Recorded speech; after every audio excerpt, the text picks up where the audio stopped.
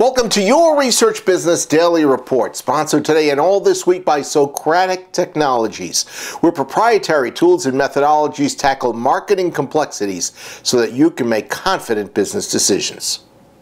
Did you happen to read New York Times columnist David Brooks this past Tuesday? His column, What Data Can't Do, is a classic good news, bad news situation in my view. I think it's always good when the media discusses the basics of our research business, but it's not necessarily helpful if the discussant doesn't seem to understand the subject. Brooks wrote about the CEO of a large bank who suppered with him and discussed the bank's decision about whether to continue to do business in Italy in the face of a horrific business climate that shows signs of potentially getting worse. The CEO told Brooks that after collecting information, he decided to ignore the negative analyses done by subordinates and to stay in the country. Brooks described this as wisely downplaying data in favor of maintaining long-term relationships between the bank and Italy, and he saw it as proof of the limitations of data. Now, I think Brooks preached some appropriate conclusions about data limitations farther down in his column, but those conclusions had absolutely nothing to do with this particular decision. Because why would a large bank leave one of Europe's oldest and most established markets because it felt it had to save some money in the short term? Take a look for yourself by reading the column and let us know what you think. You can post your opinions underneath our video. In fact, I've created a link to the column in our viewer email alert and underneath this video.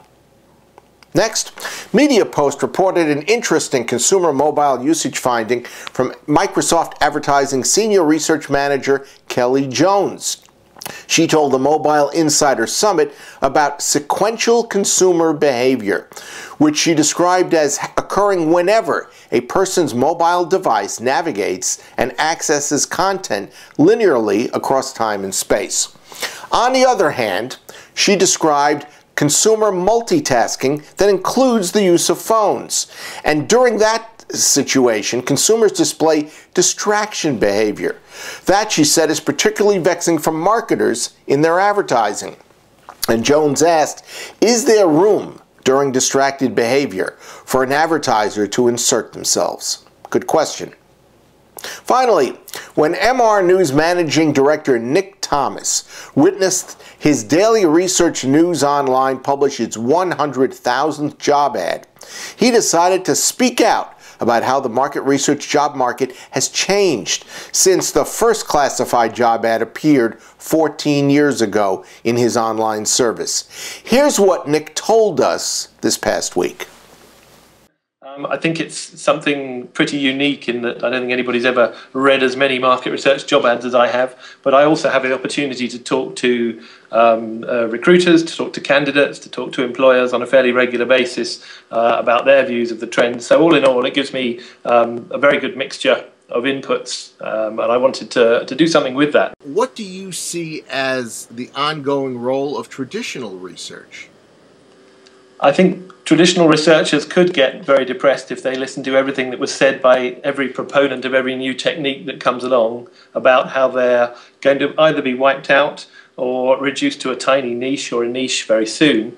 I really don't see that happening. I see in the wordings of job ads that there's still a strong demand for researchers who do have traditional, what's called classic research skills, who ask for that specifically. Very often now they want a mixture. They want researchers who have a number of the different tools in the toolkit and can bring in the appropriate thing for a particular survey, but they're not stopping asking for traditional skills. And I don't really see any reason why those skills should be reduced to a niche. They're obviously going to be reduced as new things come in, but I don't think they're in danger of extinction, put it that way.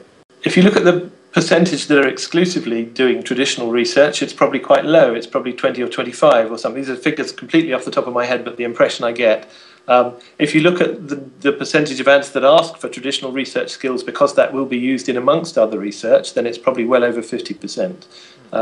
And you should bear in mind that doesn't mean that just over 50% of the people in the profession are using the traditional skills. That's, if you like, the leading edge. What we see in the job ads is the new vacancies people are looking to fill. It's the areas they're expanding into. So I would say in the profession as a whole, I would expect the proportion of researchers still using good old traditional skills to be much higher, to be 75, 80. What's happening to the pay scales in our business? A variety of things. It depends on the level of researcher that you look at. We've done something on salaries in the UK, which we get much more data on than we do for the US. So I don't know if the US is similar. I could perhaps give a small comment on the US, but overall, in the UK, pay is pretty good at the top end.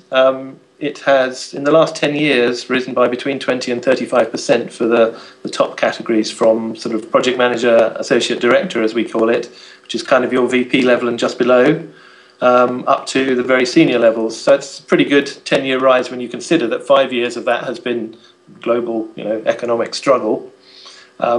If you look, however, at the more junior levels, not at the very junior level where we are seeing some reasonable salary rises to bring people in to the profession, but for people with sort of between 1 and 5 years experience, the salaries have hardly moved in 10 years, and it's heartbreaking to see it.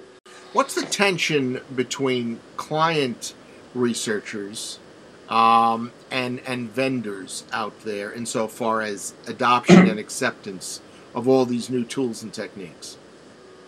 It's an interesting one because I hear a real variety of opinion, and yet very strongly held. You will talk to some people who swear blind that clients are holding back agencies, and other people, or providers, and other people who will swear that it's the providers holding back the clients.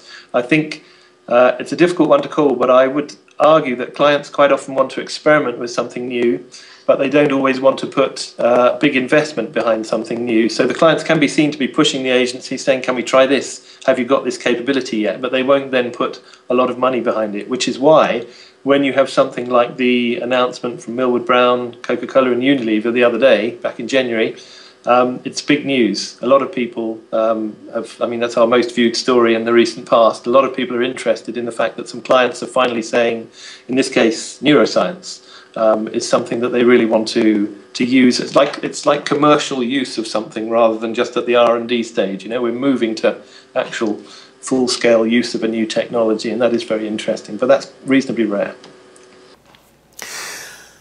If you don't already receive Nick's free daily research email, you can visit mrweb.com/newsreg and sign up for yourself.